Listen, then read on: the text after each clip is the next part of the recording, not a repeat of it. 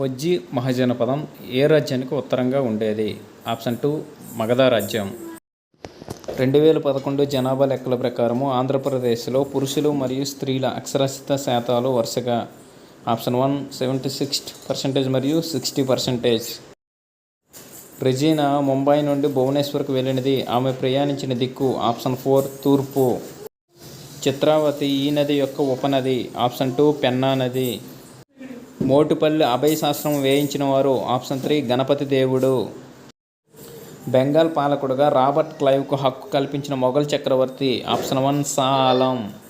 ఆంధ్రప్రదేశ్ శాసనసభలో షెడ్యూల్ కులాల వారికి కేటాయించిన నియోజకవర్గాల సంఖ్య ఆప్షన్ 2 29.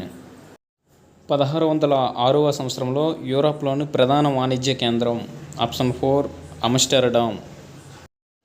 దేశంలోని పిల్లలందరికీ ఉచిత నిర్బంధ విద్య పొందే విధంగా చట్టం చేయమని 1911వ సంవత్సరంలో బ్రిటిష్ ప్రభుత్వం కోరిన వారు ఆప్షన్ 3 గోపాలకృష్ణ గోఖలే. తన ఆర్థిక సామర్థ్యము, అభివృద్ధి పరిమితులకు లోబడి పని హక్కు కల్పించడానికి ప్రభుత్వం ఏర్పాట్లు చేయాలి అని పేర్కొన్న అధికరణ ఆప్షన్ 2 41.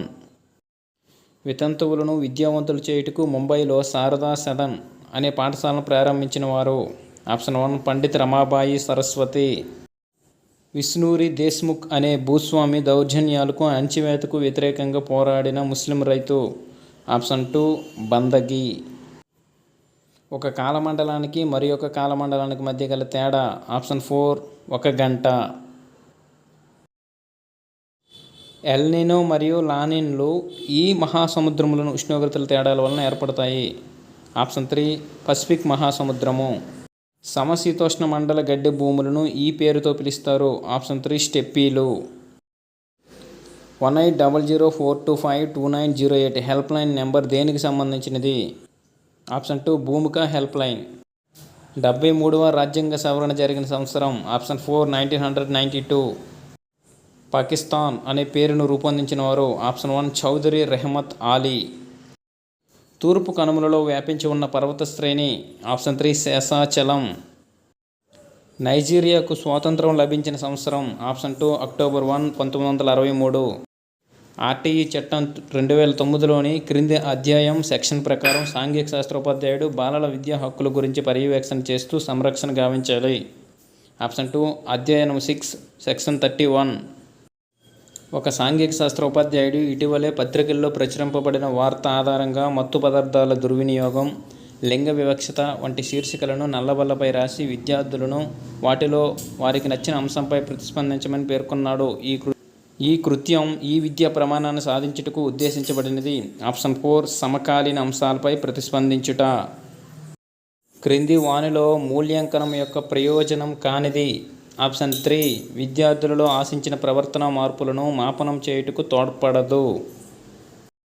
సామ్రాజ్యం యొక్క ఆవిర్భావం, విస్తరణ, అభివృద్ధి వంటి వాటిని బోధించుటకు ఈ చార్టులు చాలా ఉపయుక్తంగా ఉంటాయి ఆప్షన్ 1 వంశావళి చార్టులు. ఈ క్రింది వానిలో భావనా పటాలతో సంబంధం లేనిది ఆప్షన్ 4 భావన పటాలు వల్లివేయడం యాంత్రిక అభ్యసనాన్ని ప్రోత్సహిస్తాయి. మ్యూజియంలు, అనువాదాలు అనునవి వరుసగా ఆప్షన్ 1 ప్రాథమిక వనరులు, ద్వితీయ వనరులు. సాంఘిక శాస్త్ర బోధన అభ్యాసంలో నివారణ పద్ధతి, మధ్యవర్తిత్వ పద్ధతి, అభివృద్ధి పద్ధతి, సాంఘిక లక్ష్య పద్ధతి వంటివి ఈ కృత్యంలో ఇమిడి ఉన్నాయి ఆప్షన్ 3 సాంఘిక జట్టు పని. సాంఘిక శాస్త్ర ఉపాధ్యాయుడు 8వ తరగతి విద్యార్థులచే గ్రామంలో పచ్చదనము, పరిశుభ్రత కార్యక్రమం నిర్వహించాడు. ఇది ఈ వనరుల వినియోగానికి సంబంధించినదిగా సూచిస్తుంది ఆప్షన్ 2 పాఠశాలను సమాజం వద్దకు తీసుకొని వెళ్ళుట.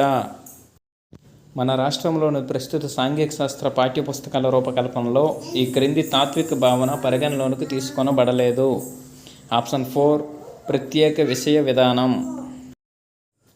సాంఘిక శాస్త్రంలో మన సమాజంలో వైవిధ్యం, స్త్రీ పురుష సమానత్వం దిశగా పయనం అను పాఠ్యాంశాలు ఈ ఇతివృత్తం క్రింద రూపొందించబడినవి ఆప్షన్ 2 సామాజిక వ్యవస్థీకరణ, అసమానతలు.